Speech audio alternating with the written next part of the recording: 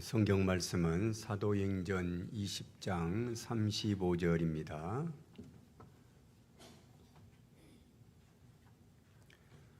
범사에 여러분에게 모범을 보여준 바와 같이 수고하여 약한 사람들을 돕고 또 주 예수께서 친히 말씀하신 바 주는 것이 받는 것보다 복이 있다 하심을 기억하여야 할지니라. 아멘.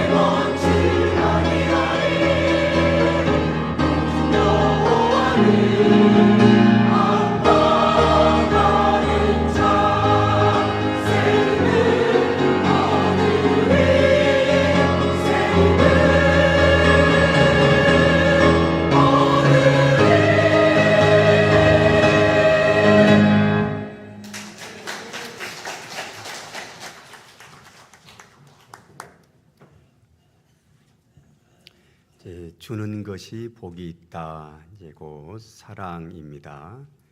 이제 본문의 범사에 너희 여러분들에게 모범을 보여준 바와 같이 수고하여 약한 사람들을 돕고 또 주 예수께서 친히 말씀하신 바 주는 일이 받는 것보다 복이 있다 하심을 기억해야 한다라고 바울이 권면을 하고 있습니다. 자, 이 본문은 바울 사도가 제3차 전도 여행을 마치고 제3차 전도 여행의 중심지는 헬라 지역이었습니다. 거기를 다 마치고 이제 예루살렘으로 돌아가는 길이었어요. 그 도중에 이제 밀레도에서 에베소 교회 이제 교인들과 작별을 하면서 바울 사도가 그들에게 남긴 권면입니다. 예수님의 가르침을 인용을 하고 있습니다. 주는 일이 받는 것보다 복이 있다. 이 말씀은 이제 4대 복음서에는 없습니다. 그 없고 그대로는 없어요. 예수님의 말씀 전체 맥락, 그 정신으로는 그렇게 이제 말할 수 있지만은 글자 그대로 마태, 마가, 누가, 요한복음서에는 직접적으로 기록되지는 않았습니다. 아마 이제 초대교회 공동체에서 구전으로 내려오는 예수님의 어록이라고 생각을 합니다. 예수님의 그런 이제 가르침을 바울이 인용해서 에베소 교회 교인들에게 권면을 하고 있는 말씀하고 있는 내용입니다. 자, 주는 일이 이제 좋다. 그게 이제 장기적으로 복이 된다 하는 겁니다. 자, 물론 이제 사람은 이제 본능적으로 주는 것보다 받기를 원하죠. 받고 싶어 합니다. 칭찬도 하기보다는 자기가 직접 받고 싶어 하고, 또 사랑을 주려고 하기보다 사랑을 받으려고 합니다. 그래서 이제 사람 사이 이렇게 이제 만나면은 나도 이제 사랑을 주고 저 사람도 사랑을 받고 그러면 좋은데, 저 사랑만 받으려고 하면은 이제 그게 쉽지를 않죠.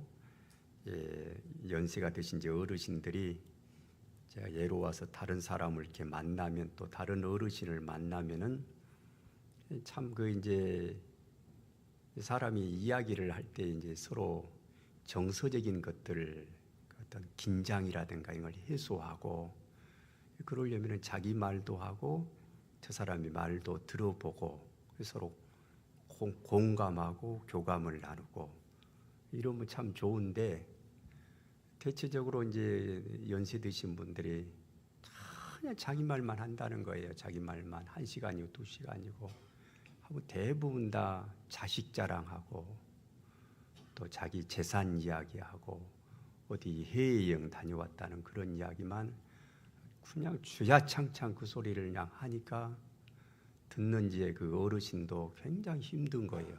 자기도 자기 말하고 싶은데 그냥 상대방만 계속 말만 해야 되니까 오히려 이제 머리만 빡빡해지고 집에 오면 피곤하고 더 이상 만나고 싶지를 않고, 이제 우리 한국 사회의 현대인들이 이제 갈수록 서로 만나는 거, 공동체를 이루는 거, 이런 것들이 자꾸 어려워지고 있습니다.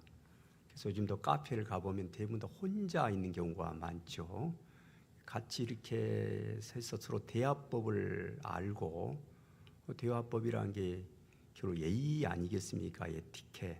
저 사람의 말도 들어주고, 될 수 있으면 내 말을 적게 하고 내가 저분의 말을 좀 들어주자 하고, 저분도 나도 말을 적게 하고 저분의 말을 많이 들어주자 하면은 그 둘의 만남은 너무 재밌죠. 서로 겸양하고 겸손하고 베풀려고 하고, 인간관계란 게 다 그렇잖아요. 부부도 남편이 사랑하려고 하고 아내도 사랑하려고 하고, 서로 사랑하려고 하면은 그곳에 천국이 이루어지는데, 그저 아내도 위로받으려고만 그러고 그저 신데렐라 콤플렉스 속에 호황된 꿈이나 가지고 있고 자꾸 사랑받으려고 하고, 또 남편은 나이 50, 60이 돼도 철이 안 들어서 여전히 얘기같이 위로받으려고 그러고 사랑받으려고 그러고 몸 꼼짝도 안 하고, 그러면 이게 이제 오래 가기가 어렵잖아요. 관계란 게 이제 인정받으려고 해요. 또 물질을 자기가 주기보다는 받고 싶어 합니다. 이게 이제 사람의 타락한 게으른 이제 본능입니다. 그런데 이걸 이제 이겨내고 예수님은 당신의 제자들에게 주는 것이 복이 있다라고 말씀을 하고 있습니다. 자, 이 주는 일이 받는 것보다 복이 있다고 하는 말씀이 이제 진리가 될 수 있는 것은 하늘나라가 있기 때문이에요. 하늘나라를 전제로 하여 주는 것이 받는 것보다 복이 있다고 하는 것이 이 땅에서 하나님 나라의 원리가 됩니다. 하늘나라에서 예수님이 주는 일을 많이 하고 선행을 많이 하고 구제를 많이 하는 사람에게 예수님이 하늘나라에서 칭찬해 주시잖아요. 우리 이제 믿음으로 구원 얻어 천국 가지만은 천국 가서 칭찬 듣고 상급 따라 상 받으려면은 옆에 사람에게 사랑을 많이 해야 됩니다. 우리의 이제 장기적인 기독교 신앙 생활은 결국 가장 중요한 것이 뭐냐라면 사랑입니다. 사랑. 이로는 하나님을 참 사랑하고 옆으로는 사람을 어찌하든지 사랑하려고 하고 그게 이제 하나님 앞에 영원히 남는 우리의 신령한 발자취입니다. 그게 가장 중요해요. 어찌하든지 사랑을 많이 한다면은 이 다음에 하늘나라에서 하나님께서 그에게 복을 줍니다. 그리고 이걸 믿어지는 사람은 그런 삶을 조용하게 하지요. 또 이런 이제 구제를 하고 남을 돕고 사랑한다고 해서 막 나팔을 불러대고 생색을 내고 하는 것은 사실 그는 천국을 믿지 않기 때문에 그래요.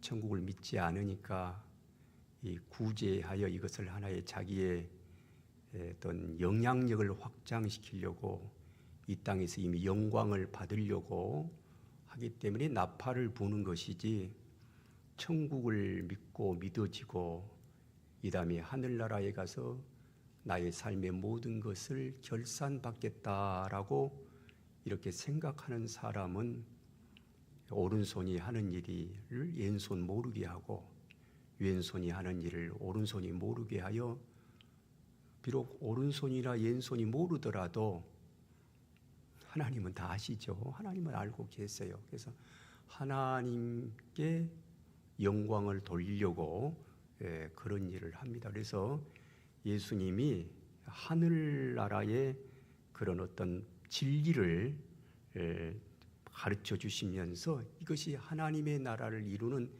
놀라운 원리로 작동하고 있다라고 가르쳐 주십니다. 이와 비슷한 말씀들이 성경에는 참 많습니다. 남을 사랑하고 돕고 하는 것. 잠언 11장 25절에는 구제를 좋아하는 자는 풍족하여질 것이고 남을 윤택하게 하는 자는 자기도 결국 윤택하여진다라고 말씀을 합니다. 누가복음 6장 38절에는 주라 그리하면 너희에게 줄 것이니 너희의 헤아리는 그 헤아림으로 너희도 헤아림을 도로 받을 것이다 라고 예수께서 제자들에게 알려주셨습니다. 그리고 마태복음 6장 3절 4절에 오른손이 하는 이를 왼손이 모르게 하라. 그래서 하나님 앞에서 조용하게 섬기라고 주님이 가르쳐 주십니다. 고린도후서 9장 6절에서 7절에 적게 심는 자는 적게 거두고 많이 심는 자는 많이 거둔다고 하며 하나님은 즐겨내는 자를 사랑하신다라고 했습니다. 그러니까 우리의 장구한 기독교 신앙생활은 결국 두 축입니다. 우리가 예수 믿는 겁니까? 구원받고 천국 가고자 하는 거고 예수님의 좋은 제자 되고자 하는 거잖아요. 그럼 예수님의 좋은 제자가 되는 것은 딱 두 가지예요. 하나님을 참 사랑하는 겁니다. 마음을 다하고 뜻을 다하고 정성을 다하여 그런 소가를 갖추라, 그런 말이죠. 본질을 갖추고서 예배를 드리고, 예배라는 건 어찌 보면 형식이잖아요. 왁구란 말이에요. 프레임이에요. 근데 그 프레임이 진짜로 힘을 가지려면 소갈이 있어야 되는데, 그게 이제 내가 하나님을 사랑하는 것, 그런 마음으로 예배를 드린다면은 그 예배는 참 귀한 제사지요. 그러나 그런 하나님 사랑의 그런 어떤 감정이랄까, 열정이랄까, 의지랄까 이런 것도 없이 그냥 형식적으로 드린다면은 하나님은 나는 인애를 원하지 그런 제사 원하지 않는다라고 주님이 말씀하실 거예요. 어쨌든 하나님을 진심으로 참 사랑하는 거예요. 범사에 하나님을 인정하고 내가 하나님 사랑합니다. 좋아합니다. 항상 신앙 고백하고 우리가 사도신경으로 우리 신앙을 고백할 때도 거기에는 나의 의지가 들어가야 돼요. 그냥 기계적으로 암기하는 것이 아니라 진실로 내 마음이 그렇습니다 하고 자꾸 하나님과의 관계를 이렇게 잘하고 이게 중요합니다. 또 하나가 옆에 사람을 참 사랑하는 거예요. 옆에 사람을 사랑하는 그 적극적인 면을 예수님이 말씀을 하셨으므로 그러므로 우리는 인생 살면서 절대로 남에게 손해를 끼치지는 마세요.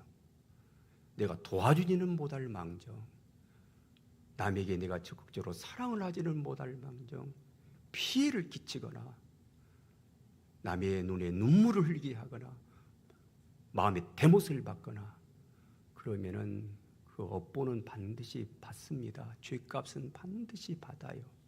그게 하나님 나라의 원리이기도 해요. 그러니까 우리가 복을 받고 장기적으로 하려면은 남에게 피해 주거나 그렇게 하면 안 되죠. 이 땅의 법도 이 땅에서의 나라도 큰 피해를 주면은 자칫하면 손해배상 당하고 때로 형사적으로 감옥 가고 그러기도 하잖아요.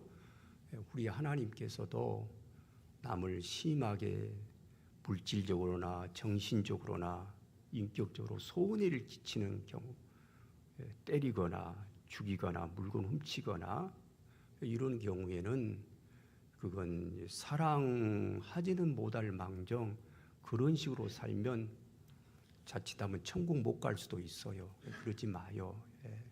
남을 잘 받드시고 그러면서도 내가 천국 가서 참 상 받고 싶다, 우리 주님께 칭찬 듣고 싶다 하면은 오직 하나님 앞에서 남을 많이 도와주세요. 남을 많이 구제하고 어려운 사람들을 긍휼히 여기고 물질적으로 도와주고 정신적으로 위로가 되어주고 함께 동참해주고 동행해주고 손잡아주고 이렇게 해서 그분이 나로 인해서 살만한 어떤 의지가 올라가면 좋잖아요. 그분이 예로 와서 우울증에 걸려 있을 때 내가 찾아가서 그와 대화를 나눠주고 함께 커피라도 마셔주고 시간을 함께 해주는 것도 큰 사랑이거든요.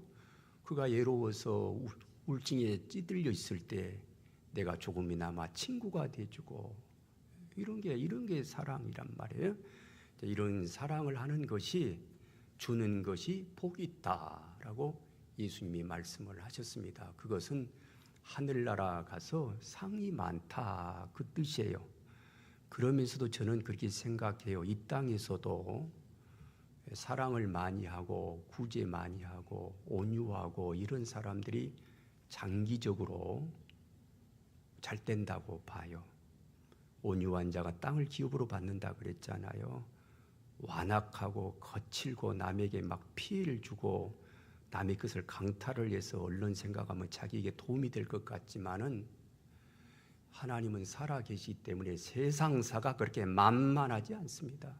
얼른 볼 때는 그렇게 보일런지는 모르지만은 심판자 하나님이 계시고 교통 정리를 하신 하나님이 가만히 두겠습니까?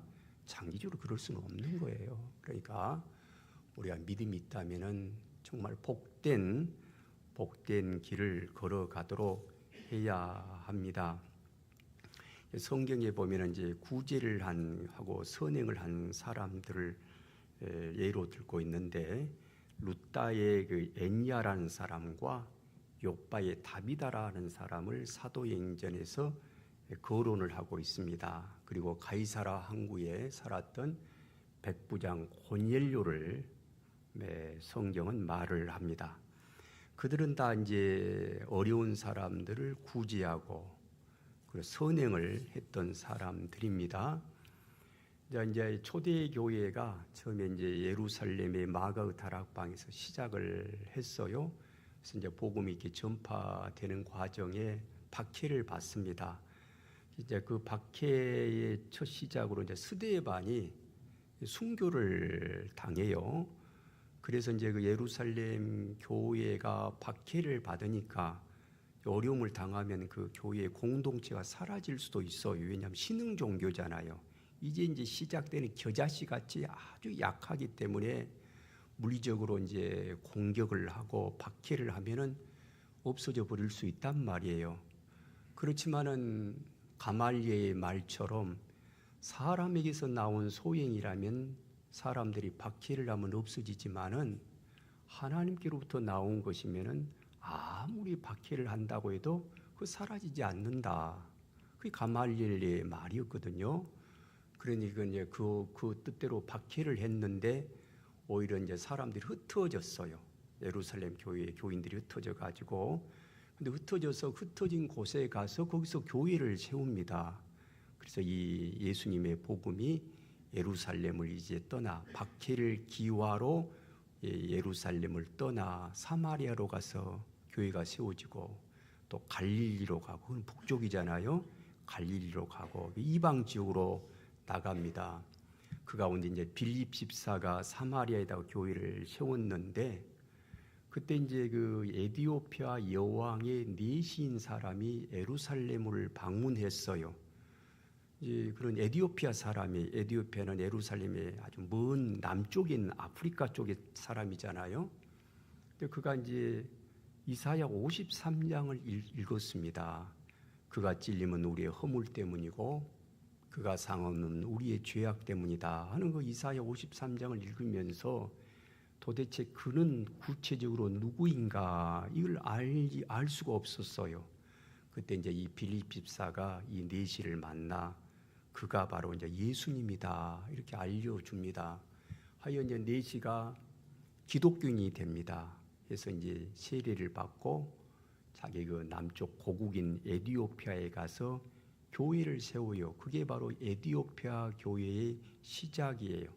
그래서 고립화된 섬 같은 그 곳인데도 다른 주류의 기독교와 교류가 없이 에디오피아만의 교회로서 거의 지금 2000년 동안 쭉 내려와요. 이렇게 이제 복음이 박해를 받으면서 이렇게 퍼져 나갔는데 위로 북쪽으로도 가고 남쪽으로도 가고 그리고 이제 서쪽으로도 가요. 서쪽 예루살렘 서쪽에 이제 루따가 있는데 그 루따의 애니아라는 사람이 복음을 받아들입니다. 그리고 이제 서쪽 끝 서단 서쪽 끝이면은 이제 지중해잖아요. 그 지중해 연안에는 유명한 두 항구가 있습니다. 요빠 항과 가이사라 항이 있어요. 그런데 그 요빠에 이제 누가 살았냐면 다비다라는 여성이 살았어요. 여자가. 그런데 이 사람이 평소에 선행을 하고 구제하는 일이 심히 많았습니다. 겉옷을 찢고 또 속옷도 지어가지고 옷 없는 사람들 많이 나누어 주고 이런 이제 평소에 그런 일을 한 사람이에요. 이 도루가라 하는 이 다비다가 그에게 이제 복음이 전해졌습니다. 그리고 이제 가이사라에는 고넬료라는 사람이 살았는데 이 사람은 이제 이달리아 부대의 백부장이었습니다. 그러니까 로마 군대의 장교입니다. 이제 백부장이라는 말은 자기 밑에 부하가 100명이라 하는 말이잖아요. 우리나라 군대 조직으로 말하면 한 100명 정도면은 한 중대장급이라고 할 수가 있어요. 중대장으로서 계급은 한 대위 정도, 캡틴 대위 정도인 사람이 바로 이 고넬료예요. 그런데 그는 이제 로마 사람이잖아요. 이방인이에요.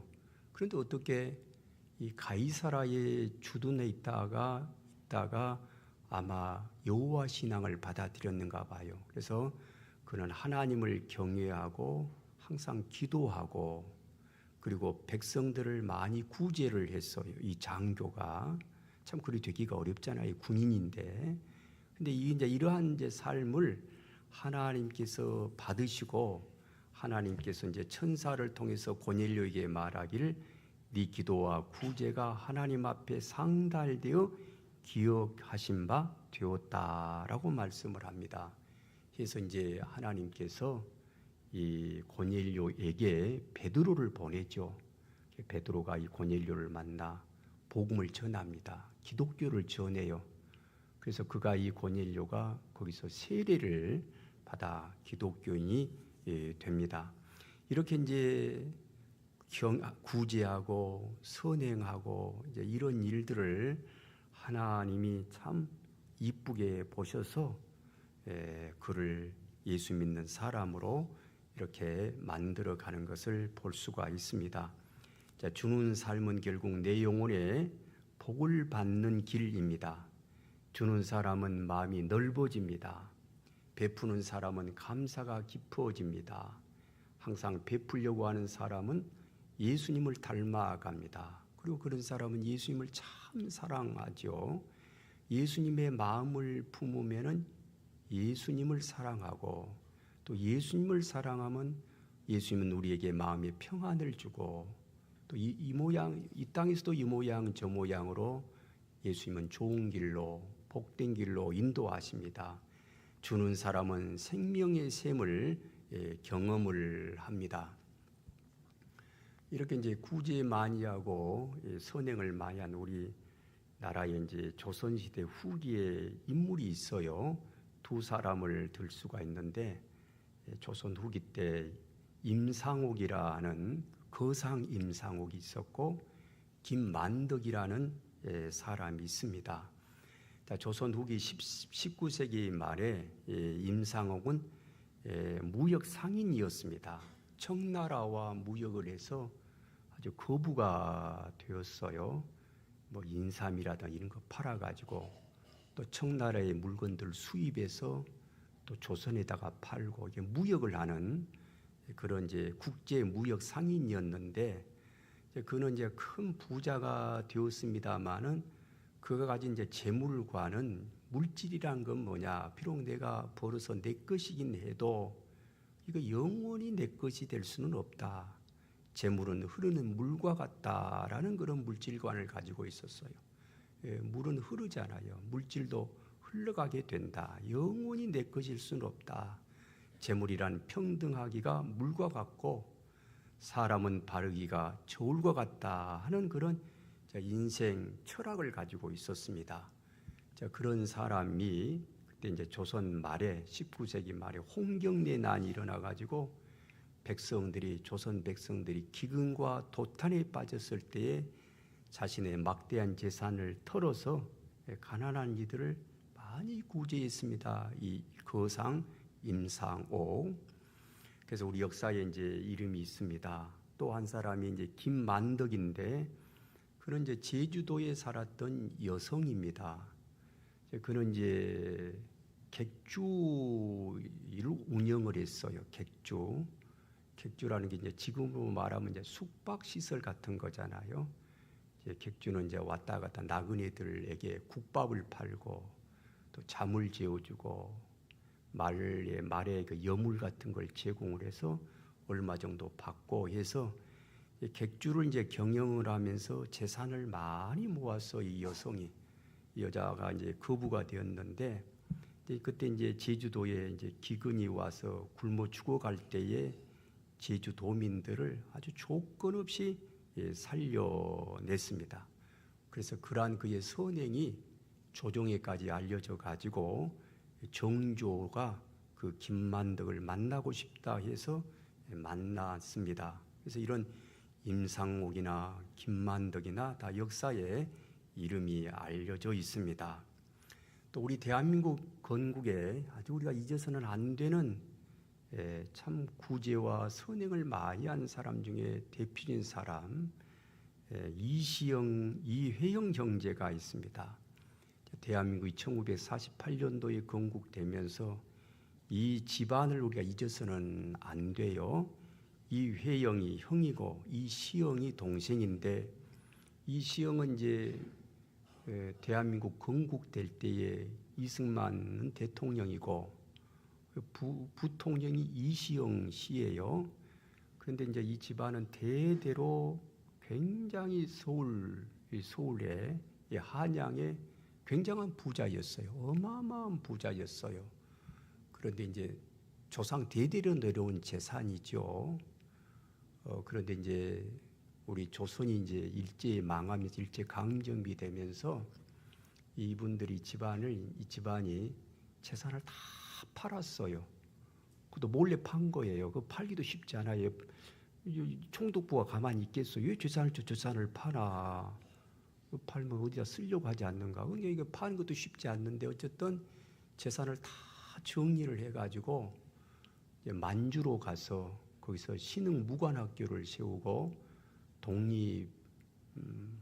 독립운동하는 사람을 많이 돕고 그때 그 전 재산이 지금 돈으로 환산하면 몇 조 정도 된다고 그래요. 그걸 전체를 다 국가의 독립과 어려운 사람을 돕는 일에 썼습니다. 이 이회영, 이시영 형제. 그러니까 이제 우리 대한민국 국민들은 이 집안을 꼭 기억을 해야 하겠습니다. 우리는 이제 남하고 이제 참 남을 도울 때 물질적인 것도 있고 또 정신적인 것도 있고 어찌하든지 사람을 사랑하려는 그런 따뜻한 마음을 갖는 게 좋아요. 비록 내가 큰 물질은 없지만은 저 사람에게 다정다감하게 하고 절대 남에게 어렵게 하지 마. 스트레스 주면 못 써요. 스트레스 주지 말고 저분 만나면 참 따뜻하게 어찌하니 도움을 주어봐야겠다 이런 생각을 갖는다면은 우리 예수님 참 좋아하죠. 근데 이제 이런 이제 사랑이라는 이제 말에 보면은 사랑이란 게 참 좋은데 때로는 이 사랑처럼 왜곡된 경우도 많아요. 그래서 에릭 프롬이라고 하는 이 철학자는 사랑이라는 게 사실 이상하게 사랑한다고 말하는 곳일수록 역설적으로 싸움과 갈등이 많아요. 또 참 이상해요. 사랑이 많다고 말하는 공동체가 꼭 두 곳이 있잖아요. 그곳이 교회고 가정이고 그런데 오히려 거기에 더 많고 어찌 보면 막 싸움이 더 많고 가정 그렇잖아요. 형제간에 막 싸울 때 보면 얼마나 무섭습니까? 막 있는 말 얼마 막 다 나오고 밖에서는 그렇게 말 함부로 못할 일을 형한테나 동생한테 막 하는 거 보면 정말 무서워요. 교회도 한번 싸우면 얼마나 무섭습니까? 그게 참 역설적으로 그렇게 돼요. 그게 왜 그러냐, 왜 그럴까 하면은 이 사랑이라는 게 사랑은 주는 개념이에요. 성경 어디에도 사랑을 받으라는 말은 없어요. 사랑 그러면 내가 예수님의 제자가 되어 주님의 종이 잘 되어가지고 천국 가겠다 하면은 사랑이라는 말을 들으면 내가 이걸 사랑을 하자 이렇게 받아들여야 되는데 사랑을 받으려고 해요. 사랑을 받으려는 기대감이랄까 바라는 바 누가 나를 너무 기대하고 의지하고 그렇게 되니까 그게 이제 사랑을 받으려고 기대했다가 안 되니까 실망이 이만저만이 아니에요. 형제간에도 그렇잖아요. 동생은 형한테 너무 기대는 게 많고 또 형도 동생한테 바라는 게 많고 이러다 보니까 이제 감정의 골이 자꾸 깊어져 가지고 뒤에 가서는 아주 그냥 볼성스러운 모습이 돼요. 이걸 이제 에릭 프롬은 변질된 사랑에는 두 가지 요소가 있다는 거예요. 소유의 개념과 집착의 개념. 사랑하면 소유를 하려고 그래요. 자기 손아귀 쥐려 그런단 말이에요. 그게 어디 사랑이겠어요. 사랑함으로써 나는 행복하다. 그리고 그에게 부담 주지 말고 그를 내가 손아귀 쥐려고 하거나 내가 그에게 무슨 종으로 부리려고 하거나 그러지 말고 또 사랑한다고 해서 그를 막 집착을 하고 막 사람 피곤하게 만들고 이런 것들은 사랑이 아니에요. 그래서 에릭 프롬은 뒤에 가서 사랑은 기술이다라고 말을 했습니다. 구제나 선행이나 이런 거 다 어찌 보면 기술이에요. 기술이다 그래서 아주 뭐 기교적으로 막 모양을 가꾸어서 막 폼을 잡아서 사랑하라 그런 말이 아니고, 그래서 사랑은 기술이라는 에릭 프롬의 말은 상대방의 입장, 상대방의 삶을 잘 생각을 해서 지혜롭게 사랑을 할 때 그것이 상대방을 진정 사랑하는 것으로 받아들여져요. 그러니까 사랑은 뭐냐 그러면은 저 상대방이 원하는 대로, 원하는 바대로, 그게 그의 어떤 그 여러 가지 있잖아요. 그가 원하는 대로 해주는 게 사랑이지, 자기 사랑하는 자가 자기 감정을 막 분출해가지고 이러면은 받는 사람이 오히려 어려울 때가 있어요. 그래서 서양 사람들은 일찍인 인간관계 속에 철학적인 사고가 많잖아요. 우리 이제 한국 사회는 이제서 철학이란 게 조금씩 이제 알고 그래요. 철학이란 게 뭐겠어요? 물론 우리나라에도 철학이란 게 있었겠죠. 성리학인. 근데 사실 성리학은 철학이라고 말하기 어려워요. 그건 아니 도구마입니다. 도구마. 철학이라는 건 뭐냐? 인간을 이해하는 거예요. 인간이란 게 복잡하잖아요. 지적인 면도 있고 정적인 면도 있고 의지적인 면도 있고 보면 인간만큼 미묘한 존재가 없어. 이런 미묘한 존재를 어떻게 델리케이트하게 잘 접근해가서 이걸 해석하느냐. 그게 철학이거든요. 서양 사람들은 그런 게 아주 옛날 때부터 발달되어 있어요. 그래서 스피노자나 쇼펜하우나 니체나 이런 사람들을 들어보면, 읽어보면 얼마나 대단한 사유의 깊이를 볼 수가 있어요. 그래서 거기서 훈련받은 서양 사람들은 개인 간에 이렇게 만날 때에 대단히 조심하잖아요. 그러면서 대화하다가 꼭 이렇게 물어요. 사랑이 많은 사람은 What do you want me? 당신은 나에게 무엇을 원하십니까? 무엇을 원하십니까? 원하는 바가 있으면 내가 그걸 그대로 해드리겠습니다. 왜? 내가 당신을 사랑하고 사랑하니까요. 그래요.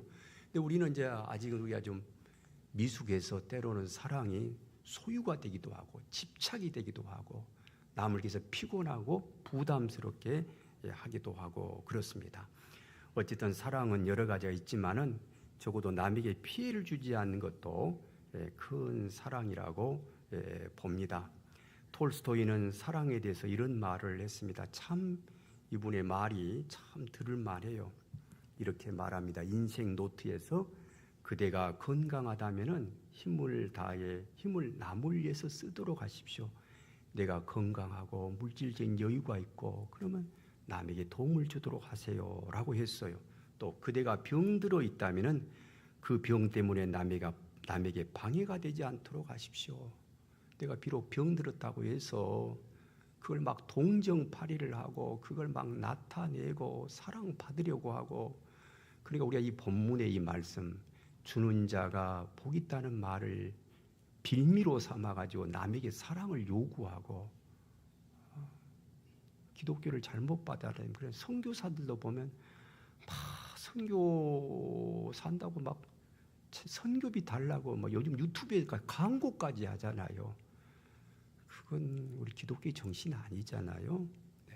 그러니까 동정파리라거나 너무 눈물파리하거나 그러지 말고, 비록 내가 몸이 병들었다면은 그저 내 스스로 일어나려고 하고, 그러면서도 어떤 경우에 누가 나를 사랑한다면 나에게 도움을 줬다면 그건 꼭 잊지 마십시오. 남이 나를 사랑하면 꼭 그걸 꼭 기타 적어놓고, 고등학교 때 내가 어려울 때 나에게 장학금을 주었던 사람, 내게 어려울 때 내게 힘이 되었던 사람, 내가 꼭 그 사랑을 꼭 갚겠다, 은혜를 갚겠다. 비록 수량적으로 때로는 능력이 되지 못해서 수량적으로 그대로 갚지를 못한다면은 하나님께 중보 기도를 많이 해요. 저 김씨라는 아저씨가 하나님 나를 많이 도와주었습니다. 나를 크게 위로해 주고 힘 주었습니다. 내가 그분에게 수량적으로 다 갚지는 못합니다만은 하나님이 좀 그분을 복을 많이 주시고 하늘나라 생명책에 기록해 주십시오라고 한다면은 참 큰 일이죠. 그래서 우리가 이 땅 살면서 힘이 되는 대로 여러분들은 남을 많이 사랑하십시오. 많이 사랑하고 많이 돕고, 그렇게 된다면은 천국 이쁘게 잘 들어가리라고 봅니다. 기도합니다. 하나님, 주는 것이 복이 있다는 예수님의 말씀 저희들 마음판에 깊이 새겨 약한 자를 돕고 섬기는 일에 헌신하기를 원합니다. 우리의 수고와 헌신이 잘 이어지게 하옵시고 예수께서 친히 본을 보여주신 십자가 사랑을 저희들도 끝까지 인내하며 지켜나가며 사랑하게 하옵소서. 예수님의 이름으로 기도합니다. 아멘.